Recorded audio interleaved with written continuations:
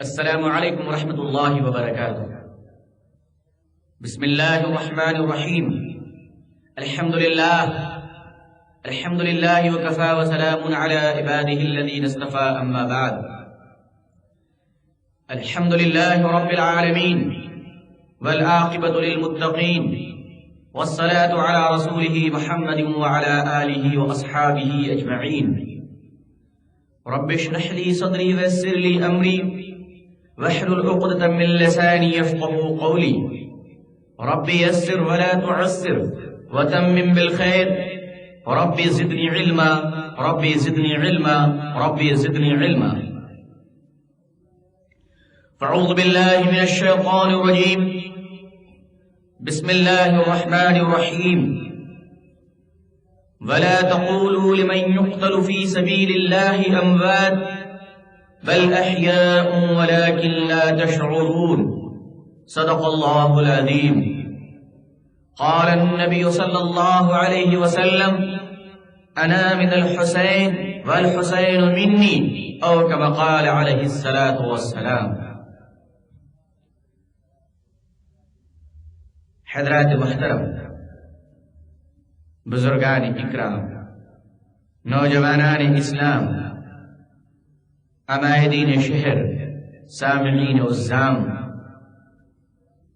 عزیزان گرامی، پردہ نشین، خواتین، عفت مائیں اور بہنیں، آج حضرت امام حسین رضی اللہ تعالی عنہ، جن کی قربانی، جن کا ایثار، جن کی محنت اور جن کی صداقت اور جن کا مجاہدہ اور جن کی شجاعت نے پوری دنیا کے انسانوں کے اندر قوت مردانگی پیدا فرمایا۔ بزرگوں اور دوستوں، یوں تو دنیا میں ہر دن جلسے ہوتے ہیں، ہر شہر میں جلسہ ہوتا ہے، لیکن تاریخ گواہ ہے کہ کچھ لوگ جلسے کرتے ہیں اپنی سیاست کے لیے، کچھ لوگ جلسے کرتے ہیں اپنی اعلان صداقت کے لیے، کچھ لوگ جلسے کرتے ہیں امن میں شہادت کے لیے۔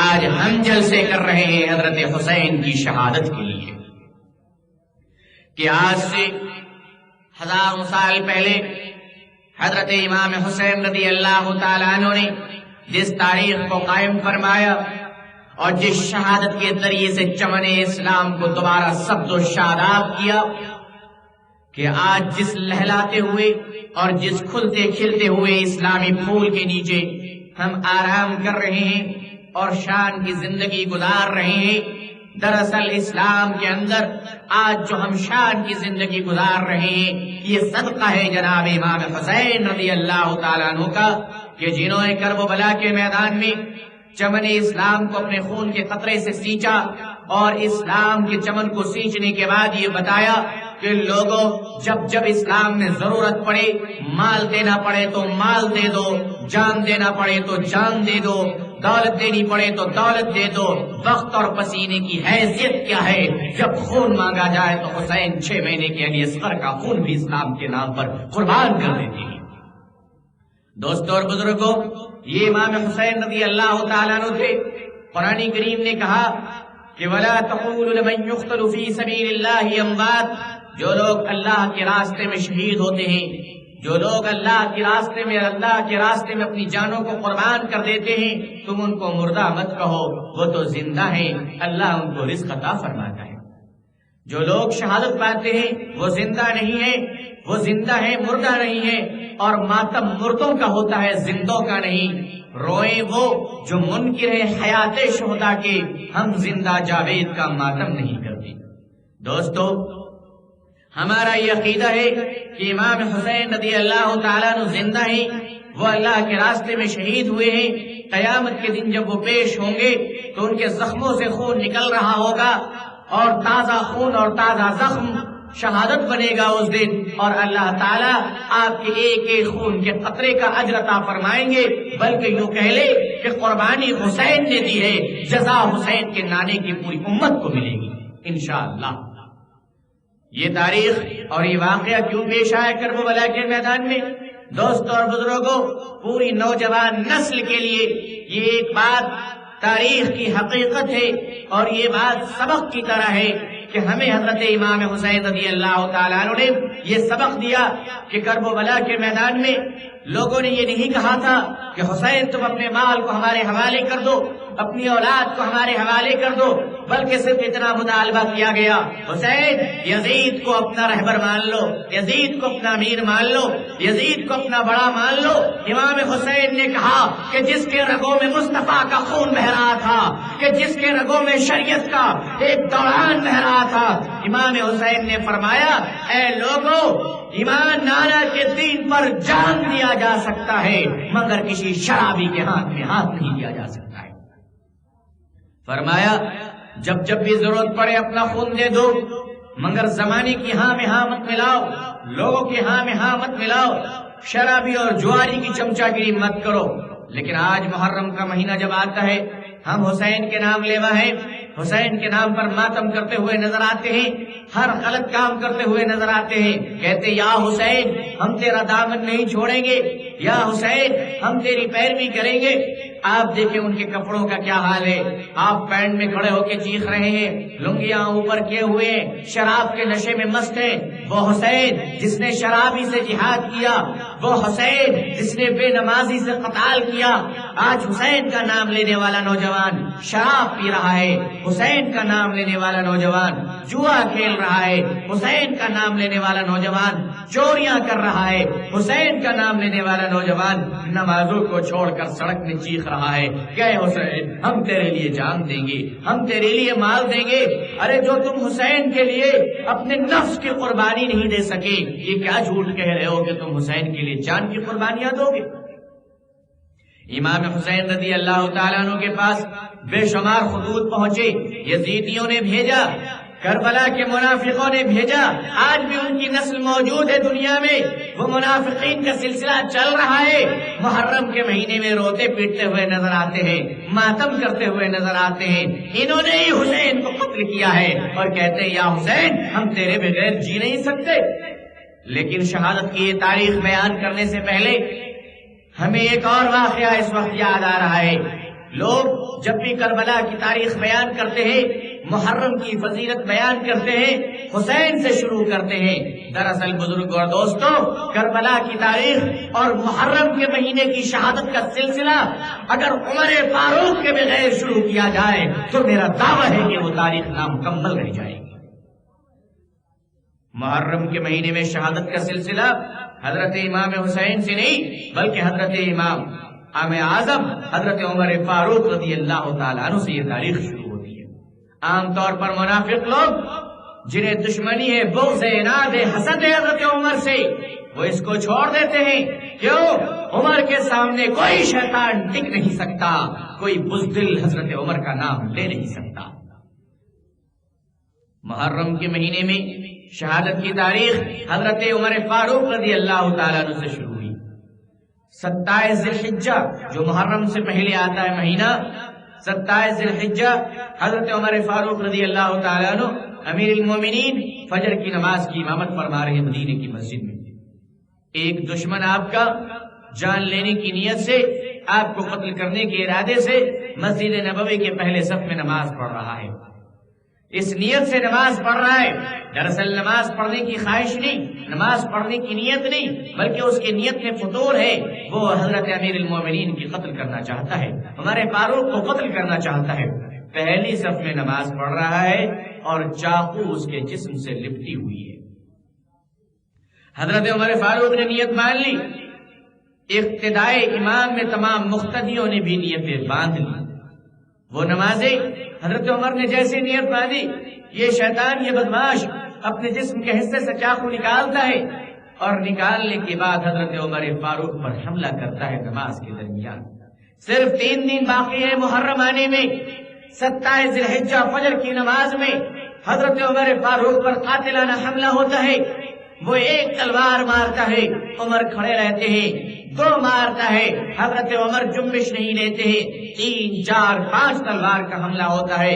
حضرت عمر فاروق اس حملے کو برداشت کرتے ہیں، لیکن وہ ظالم، وہ دشمن آگے بڑھ کر چھٹا تلوار حضرت عمر فاروق کے پیٹ پر وار کرتا ہے، جس سے پیٹ کے 2 حصے ہو جاتے ہیں، آتے باڑ آ جاتی ہے، خون کا فوارہ نکل پڑتا ہے، عمر فاروق پریشان ہو جاتے ہیں، اب مسلح میں کھڑے ہونے کی طاقت نہیں ہے، ضعف اور کمزوری آ چکی ہے، عمر پیچھے ہاتھ بڑھاتے ہیں، ایک صحابی کو پکڑتے ہیں اور کھینچ کر مسلح پہ کھڑا کرتے ہیں اور فرماتے ہیں خبردار عمر تڑپ تڑپ کر مر جائے مگر رسول کی امانت میں کوئی فرق نہ آئے، عمر مرتا ہے تو مر جائے مگر خدا کی عبادت میں کوئی فرق نہ آئے۔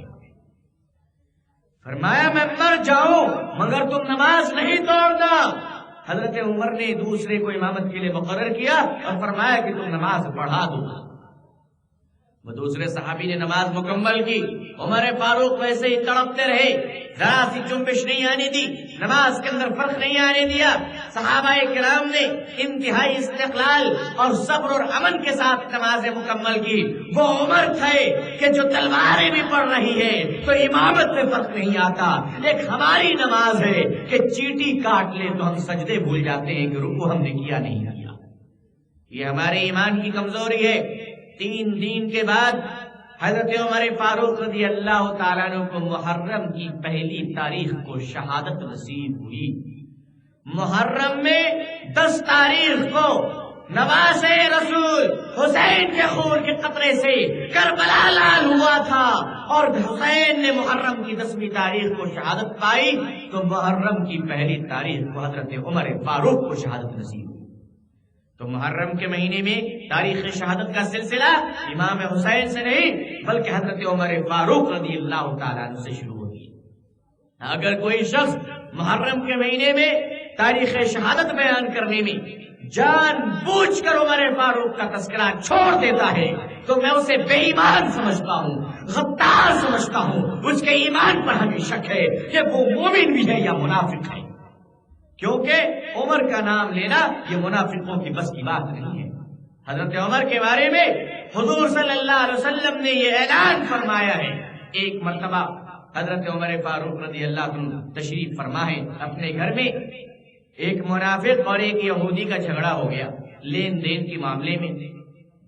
یہودی وہ ہے جو اوپن کہتا ہے کہ ہم اسلام کے دشمن ہیں، لیکن منافق اندر سے ڈبل گیم کھیلتا ہے، اوپر سے بولتا ہے لا الہ الا اللہ محمد رسول اللہ، اور دل میں اسلام کی دشمنیاں، دل میں اسلام کے بغاوت، دل میں اسلام سے رنجشیں ٹھاٹے مار رہی اور طوفان آ رہا ہے۔ منافق دل میں ایک ہے، زبان پہ ایک ہے، چور ریڈیو اندر میں رہتا ہے، اور ایسے منافق آج کل آپ کو سڑک چھاپ بہت زیادہ مل جائیں گے، ہر جگہ ملیں گے۔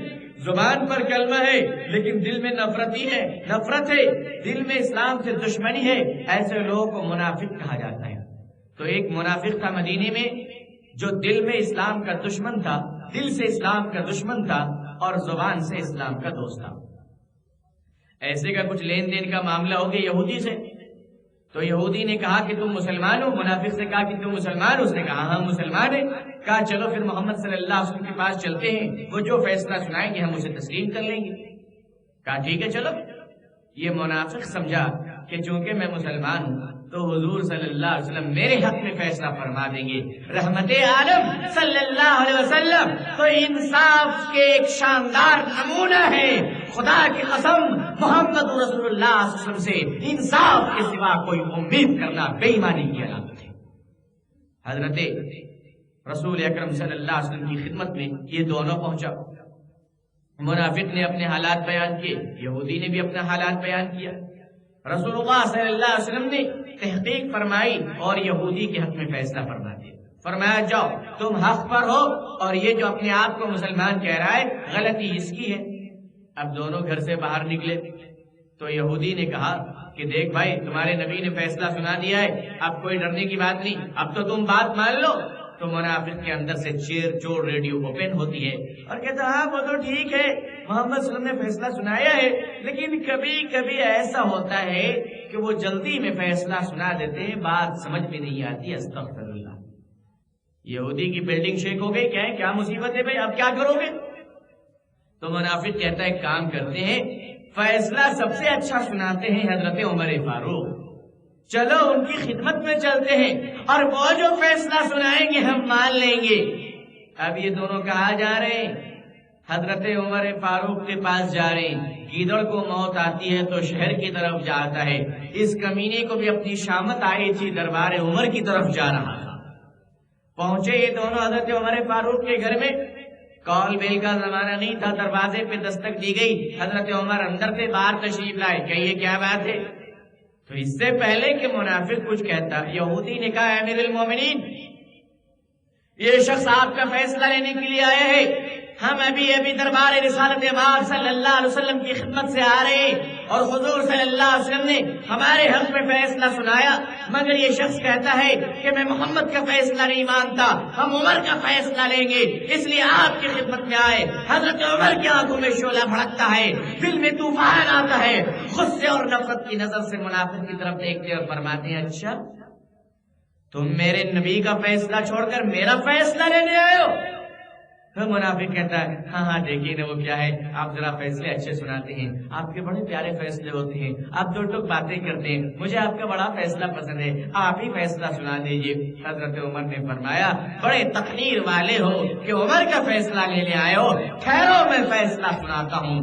اندر گئے، میان سے تلوار نکالا، باہر آئے، اٹھایا تلوار کو اور فرمایا کہ جو محمد کا فیصلہ نہ مانے، عمر کا فیصلہ یہ ہے کہ اس کی گردن کو اڑا دو۔ اور صرف بولے نہیں، مارا تلوار 6 انچ اڑا دیا اور اس کا گردن کسی ایک بیٹسمین کے بال کی طرح اور چھکے کی طرح فیلڈ سے باہر ہو گئی۔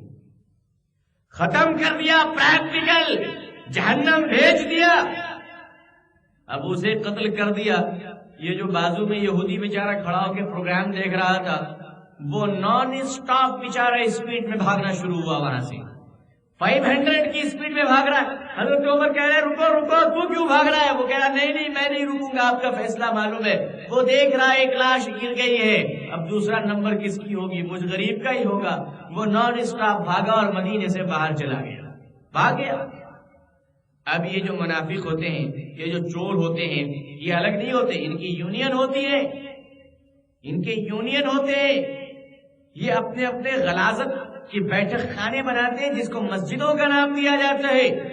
اب ان کی یونین میں انفارمیشن پہنچی کہ ہمارا ایک ایکٹیو ممبر کو عمر فاروق نے قتل کر دیا، تو حضور صلی اللہ علیہ وسلم کی عدالت میں مقدمہ پہنچا۔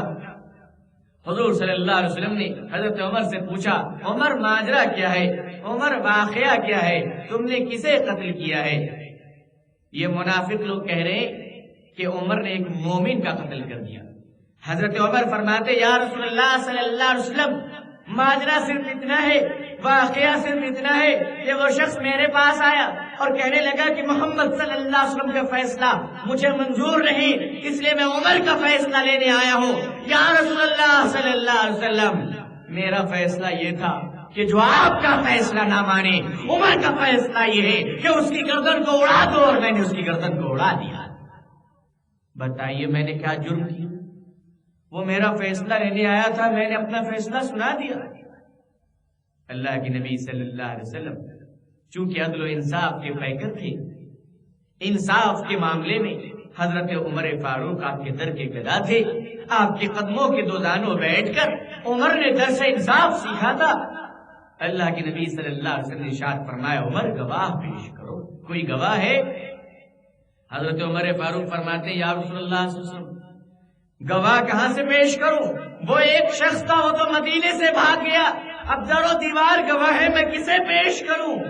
رسول اللہ صلی اللہ علیہ وسلم سوچنے میں پڑ گئے کہ گواہ کوئی نہیں ہے، سوچ رہے، فکر کر رہے، آسمان پہ زلزلہ آ گیا، فرشتے گلے ملنے لگے۔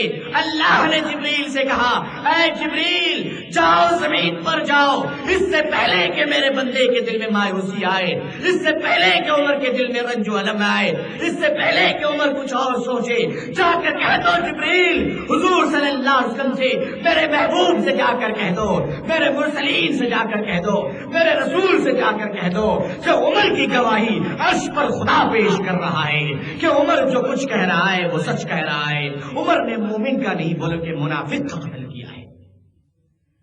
حضور صلی اللہ علیہ وسلم مسکراتے ہی فرماتے ہیں عمر مبارک ہو۔ کہا کیا ہوا؟ کا گواہ ڈھونڈنے کی ضرورت نہیں، عمر گواہ وہ ڈھونڈے جس کا کوئی نہیں۔ عمر تمہاری گواہی تو عرش سے خدا بھیج رہا ہے۔ دیکھو دیکھو حضرت جبریل علیہ السلام تشریف لائے تھے اور وہ تمہاری صداقت کی گواہی دے کر جا رہے۔ اے عمر، خدا نے تیری صداقت کی گواہی دی ہے۔ آج محمد یہ کہہ رہا ہے کہ اے عمر، جس گلی سے تیرا گزر ہوگا اس گلی سے شیطان کو گزرنے کی ہمت نہ ہو۔ بزرگوں، یہ حضور صلی اللہ علیہ وسلم نے فرمایا ہے کہ جس گلی سے عمر گزرے گا اس گلی سے شیطان کو گزرنے کی ہمت نہیں ہوگی۔ دوستو، گلی سے عمر گزر جائے تو شیطان کے گزرنے کی ہمت نہ ہو۔ پھر منافق، بزدل، غدار، اسلام کا دشمن حضرت عمر کے نام لینے کی جرأت کیسے کر سکتا ہے؟ بزرگوں، وہ عمر جس کے نام لینے کی جرأت نہیں ہوتی، حسین جنہوں نے عمر کو تسلیم کیا۔ امام حسین پاک تھے، امام حسین پاک تھے۔ میرا عقیدہ ہے کہ حسین پاک ہے۔ حسین نے جس کے پیچھے نماز پڑھا وہ بھی پاک ہے۔ حسین نے حضرت عمر کے پیچھے نماز پڑھی ہے، حسین نے حضرت ابوبکر کے پیچھے نماز پڑھی ہے۔ اے حسین کے نام لینے والے، ہمارے حسین نے جب عمر کے پیچھے نماز پڑھی ہے، جس کی پاکیزگی اور امامت کا اقرار نواز رسول حسین نے کیا ہے، تم اس کا اقرار انکار کرتے ہو۔ تم تو اسلام کے دشمن معلوم ہوتے ہو۔ حسین کا نام لینے والا کبھی صحابہ سے دشمنی کر سکتا ہے، حسین کا نام لینے والا کبھی صحابہ کو برا بھلا کہہ سکتا ہے۔ دراصل حسین کے نام لے کر جو صحابہ کو گالیاں دیتے ہیں وہ حسین کے دشمن ہیں۔ مسلمانوں کو دھوکہ دینے کے لیے انہیں حسین کا نام لیا ہے۔ آج کل لوگ حسین کے نام پر ماتم کرتے، یہ وہ گروپ ہے جنہوں نے حضرت علی کو دھوکہ دیا، یہ وہ کمیونٹی ہے جس نے حضرت فاطمہ الزہرا کو دھوکہ دیا، جس نے حضرت امام حسن کو دھوکہ دیا، جس نے حضرت امام حسین کو دھوکہ دیا۔ اے حسین کے غلام، اس نے تو بڑے بڑوں کو دھوکہ دیا، تمہیں اور مجھے دھوکہ دیا تو اس نے کون سا بڑا کمال کر دیا؟ یہ تو ان کا کام ہی ہے دن اور رات حسین کے غلاموں کو دھوکہ دینا۔ لیکن حسین کے غلاموں، اپنی ہستی کو پہچانو اور شہادت حسین کی تاریخ کا مطالعہ کرو، اور صحیح طور پر آج سنی مسلمان اپنے اندر اس قسم کی رسم و رواج داخل کر لی ہیں۔ مسلمانوں کے گھروں میں تعزیہ اٹھ رہا ہے۔ لعنت ہے، دھنکار ہے مسلمانوں کہ تم حضور صلی اللہ علیہ وسلم کی امت ہو اور تم شیعوں کے غلام بنتے چلے جا رہے ہو۔ سنی مسلمان دوسرے رسم و رواج کے پابند ہوتے چلے جا رہے ہیں۔ حسین کے نام پر وہ کردار کر رہے ہیں، وہ اخلاق پیش آ رہا ہے کہ جس سے حسین کی روح شرما جاتی ہوگی، حسین کا نام لے کر رہے ہیں۔ سنی مسلمان تعزیہ بنا رہے ہیں، اس کے لیے چندے کر رہے ہیں، لکڑیاں چوری کر رہے ہیں، شراب پی رہے ہیں، نماز کو چھوڑ رہے ہیں، ڈھول تبلا لے کر حسین کا نام لے رہے ہیں۔ ارے غدارو، کچھ تو شرم کرو، ارے بدماشو کچھ تو احساس کرو، ارے شیطان کیا جواب دو گے اگر نواز رسول نے تم سے پوچھ لیا کہ ہم نے تو دین کے لیے جان دیا تھا، تم نے میرا نام لے کر دین کو قربان کر دیا؟ کیا جواب دیں گے دوستوں اور بزرگوں؟ یہ احساس ہمارے اندر کب پیدا ہوگی؟ حالانکہ حسین کی غلامی کا تقاضا ہے کہ زمانے میں جب بھی اسلام پر کوئی آفت آ پڑے، جب بھی اسلام کی قربانی کا تقاضا پیش آئے تو ہم آگے بڑھ جائیں، شیر کے مانند پھر جائیں اور یہ کہہ دیں کہ خالد جو کبھی ہاتھوں میں تلوار لیتے ہیں، طارق جو کبھی موجوں کے قدم لیتے ہیں، خالد جو کبھی ہاتھوں میں تلوار لیتے ہیں، طارق جو کبھی موجوں کے قدم لیتے ہیں، ہر دور میں پیدا ہوتے ہیں یزیدی فتنے، ہر دور میں شبیر جنم لیتے ہیں۔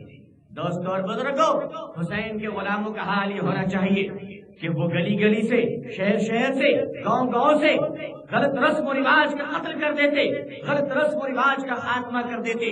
لیکن افسوس سے کہنا پڑتا ہے کہ آج سنی مسلمانوں نے وہ کرم کر رکھے ہیں، محرم کے مہینے میں وہ غلاظت اور وہ کرتوت، لاٹھی کھیلنا، ڈنڈا کھیلنا، ماتم کرنا، شراب پینا، تعزیہ اٹھانا، عورتوں کو بیابو کرنا، مقام پر کھڑے ہو کے گانا گانا، ڈھولک بجانا، طبلہ بجانا، یہ ساری چیزیں وہ حرام کاریاں ہیں کہ جسے مسلمان اور مسلمانوں کی اولاد نواز رسول کا نام لے کر رہا ہے۔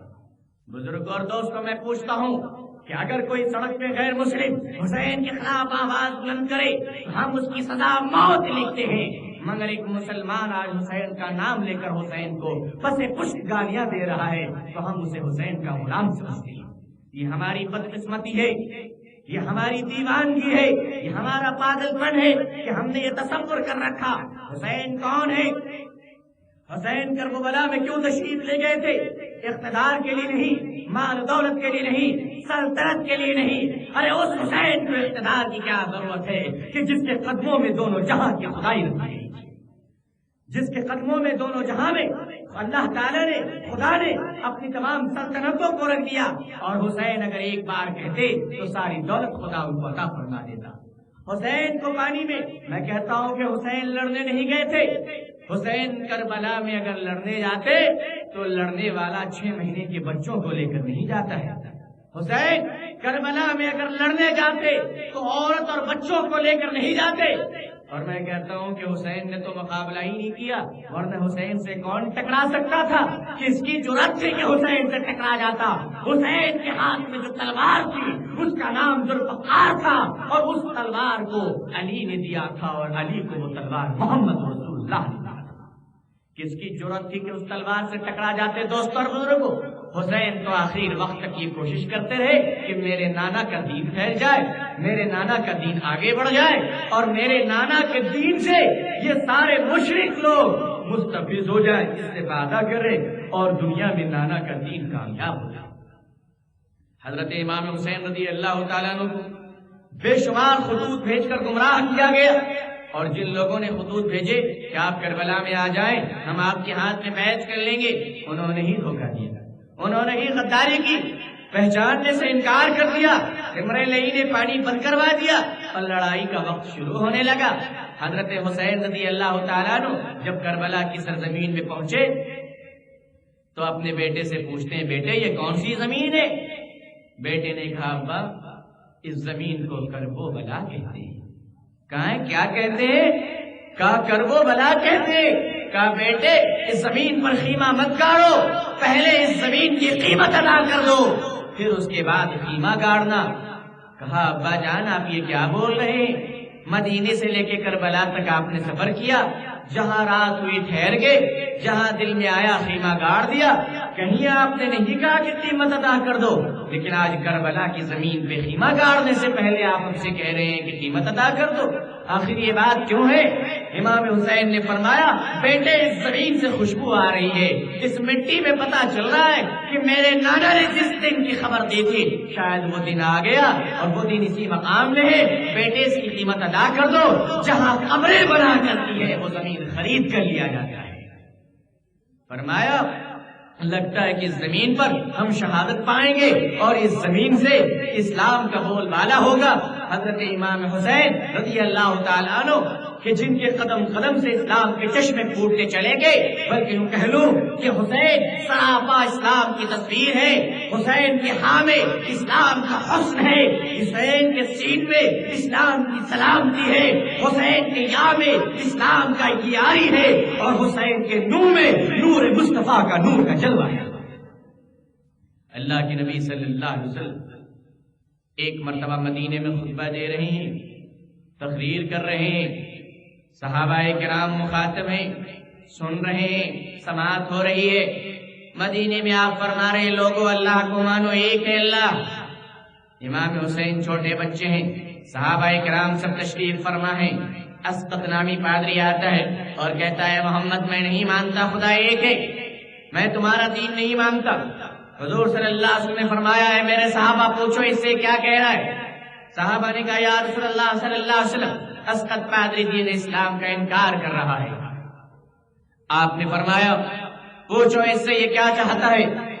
اسقط نے کہا، میں یہ چاہتا ہوں اگر تمہارا دین سچ ہے یا میرا دین سچ ہے، اسے آزمانے کے لیے تم بھی اپنی اولاد کو لو، میں بھی اپنی اولاد کو لیتا ہوں، تم قرآن لے کر آؤ، میں انجیل لے کر آتا ہوں، اور دونوں پہاڑ سے چھلانگ لگاتے ہیں، جو بچ جائے اس کا دین سچا ہے، اور جو ختم ہو جائے اس کا دین جھوٹا ہے۔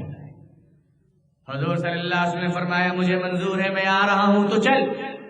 رسول اللہ صلی اللہ علیہ وسلم مسجد مدنی سے تشریف لاتے ہیں، باہر آتے ہیں، اپنی بیٹی سے ملتے ہیں، داماد سے ملتے ہیں، فرمایا علی لبیک ہوں، کہا فاطمہ، کہا لبیک، کہا حسن لبیک، حسین لبیک۔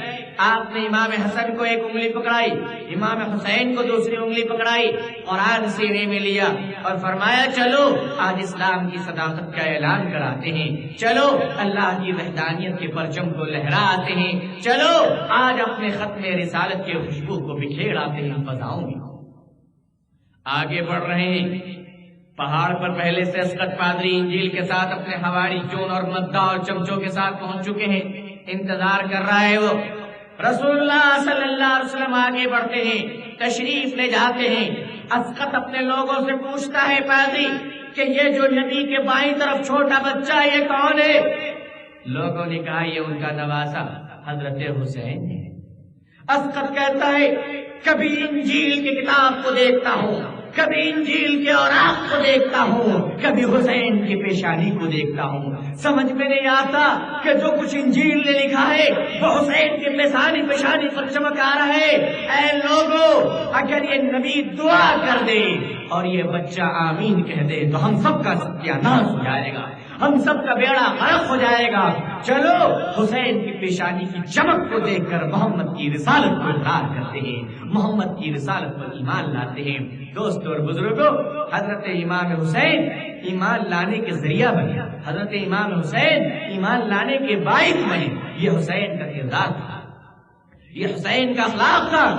حضرت حسین رضی اللہ تعالیٰ عنہ سے رسول اللہ صلی اللہ علیہ وسلم کو اتنا پیار کہ نماز آپ پڑھ رہے ہیں، حضور صلی اللہ علیہ وسلم سجدے میں ہیں، سرکار دو عالم صلی اللہ علیہ وسلم سجدے میں ہیں، حضرت امام حسین چھوٹے بچے ہیں، اتنی عقل نہیں ہے، اتنی سمجھ نہیں ہے، کھیلتے ہوئے اپنے نانا کے کاندھے پہ سوار ہو جاتے ہیں۔ رسول اللہ صلی اللہ علیہ وسلم اپنے سجدے کو لمبا کر رہے ہیں، کہیں میں اٹھوں اور حسین گر جائے۔ محمد کو یہ بھی گوارا نہیں کہ میرے نواسے کو دل کو تکلیف ہو، میرے نواسے کے جسم میں کوئی چوٹ آئے۔ بزرگوں اور دوستوں، حضور صلی اللہ علیہ وسلم نے اپنے نواسے کے لیے نماز کو لمبی کر دیا، سجدے کو لمبا کر دیا تاکہ میرے نواسے کو تکلیف نہ پہنچے۔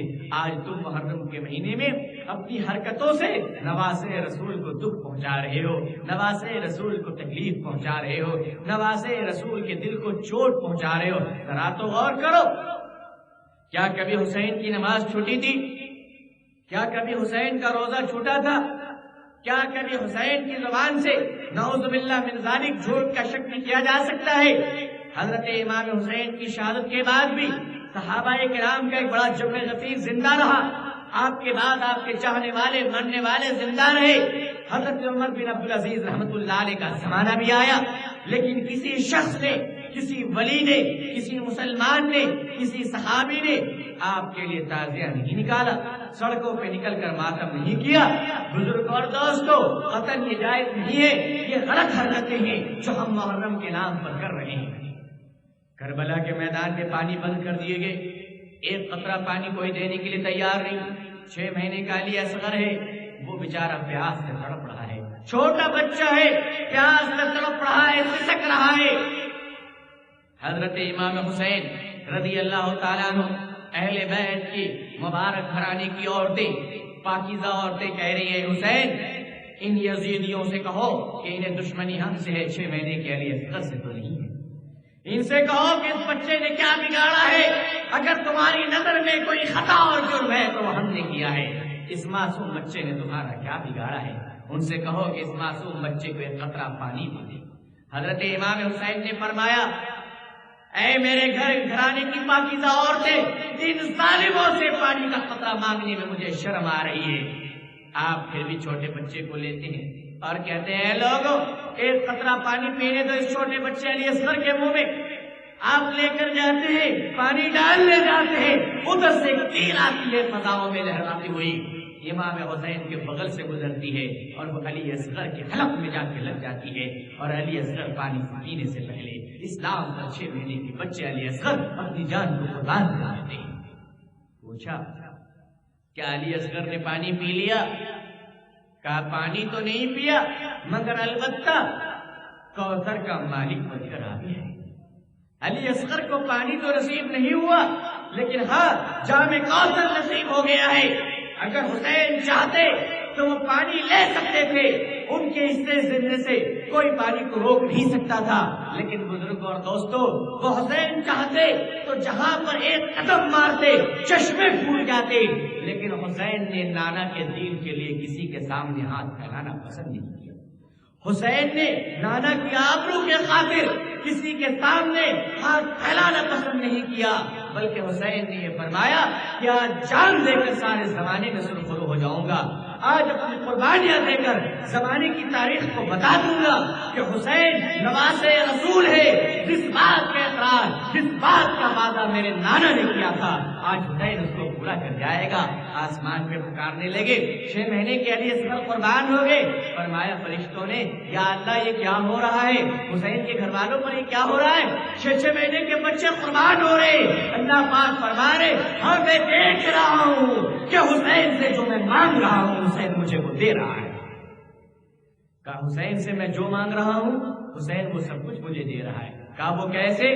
کہا عالم ارواح میں جب اللہ تعالیٰ نے فرمایا تھا، عالم انسانیت کے کانفرنس سے خطاب کرتے ہوئے، ہے کوئی کہ جس کے بیٹوں کو میں چھین لوں، جس کے خوبصورت شہنشاہیت کو ختم کر دوں، بادشاہت کو فقیری میں بدل دوں، خوبصورت جسم کو سڑا دوں اور جسم میں زخم پڑ جائیں اور ایک ایک زخم میں سڑان کی 1000 کیڑے پیدا ہو جائیں، 80 سال تک گھسٹ کر گھٹ گھٹ کر جینے پر مجبور کر دوں، کون ہے میرا بندہ جو میری رضا کے لیے تیار ہو؟ ساری دنیا خاموش تھی.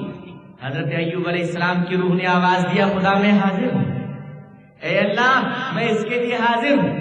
اللہ تعالیٰ نے فرمایا، ہے کوئی کہ جس کے ماں باپ اس کے دشمن ہو جائیں، نمرود آگ میں جلانا چاہے اور اس آگ میں وہ ڈالا جائے اور وہ اس آگ میں جلنا پسند کرے، لیکن میرے سوا کسی اور کی مدد کو پکارنا پسند نہ کرے؟ ساری دنیا کی روح خاموش تھی. ابراہیم علیہ السلام کی روح نے جواب دیا، مولا میں حاضر ہوں. فرمایا، ہے کوئی جو میری رضا کے خاطر سمندر میں کود جائے، مچھلی اس کو نگل لے اور اس کے پیٹ میں 40 دن تک میرے ذکر میں گزارے اندھیرے میں اور 40 دن کی مشقت برداشت کرے؟ ساری دنیا خاموش تھی. یونس علیہ السلام کی روح نے آواز دیا، مولا میں حاضر ہوں. کہا ہے کوئی کہ جس کے بیٹے کو، سب سے چہیتے بیٹے کو میں اس سے جدا کر دوں اور بیٹے کی یاد اور فرصت میں روتا روتا اس کی آنکھوں کی روشنی ختم ہو جائے، لیکن پھر بھی وہ مجھ پر بھروسے کا دامن نہ چھوڑے؟ ساری دنیا خاموش تھی. یعقوب علیہ السلام کی روح نے آواز دیا، مولا میں حاضر ہوں.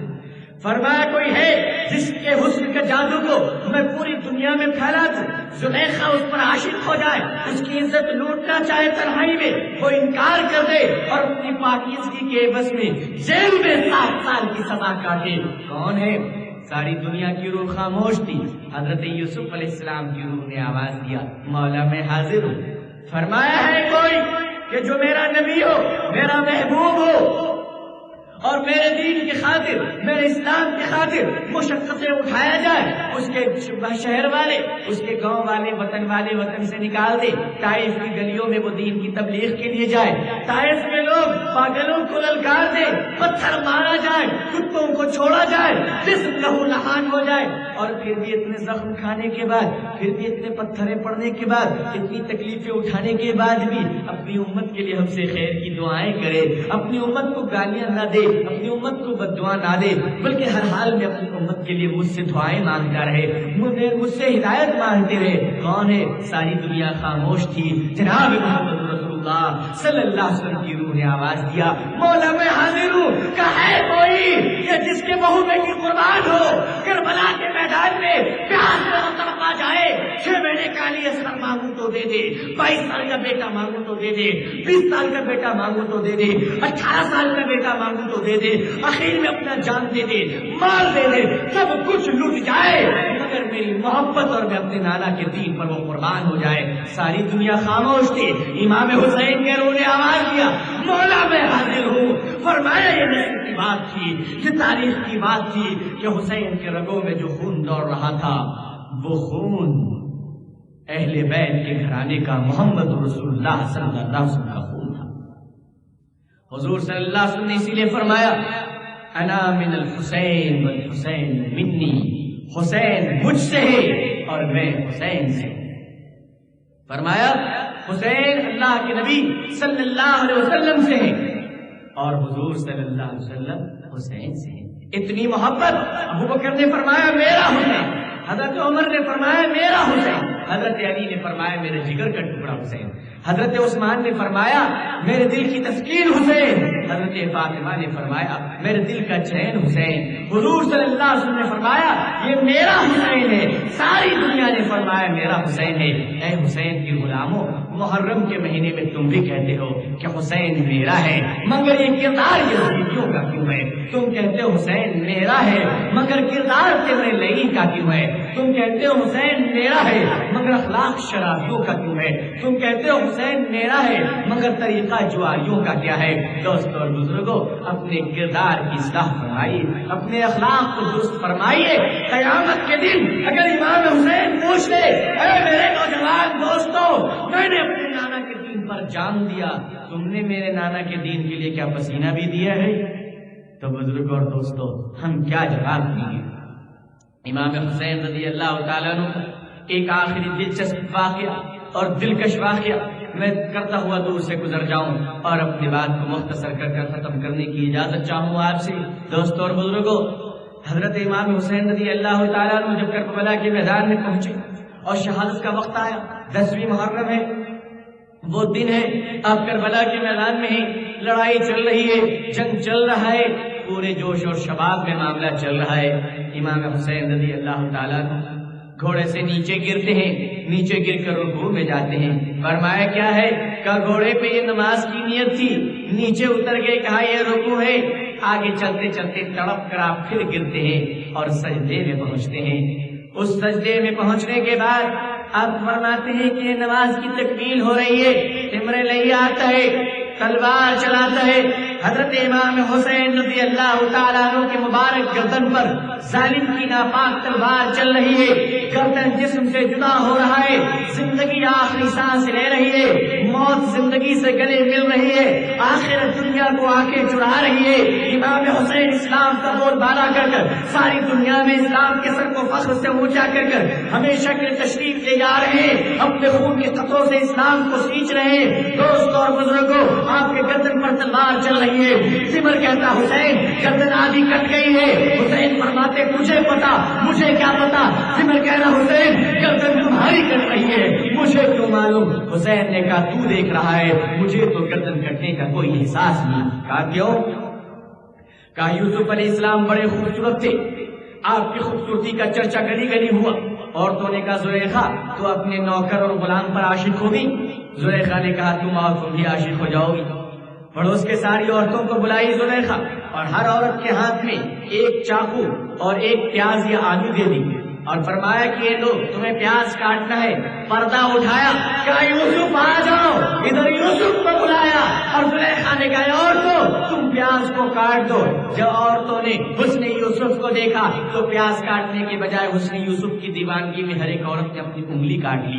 ارے عورتوں نے یوسف کے حسن کو دیکھا تو انگلی کے زخم کا احساس نہیں، یوسف کے حسن کو دیکھ کر اگر انگلی کٹنے کا احساس نہیں، وہ حسین جو خدا کے نور کو دیکھ رہا تھا اسے اپنی گردن کے زخم کا احساس کس طرح ہو سکتا ہے؟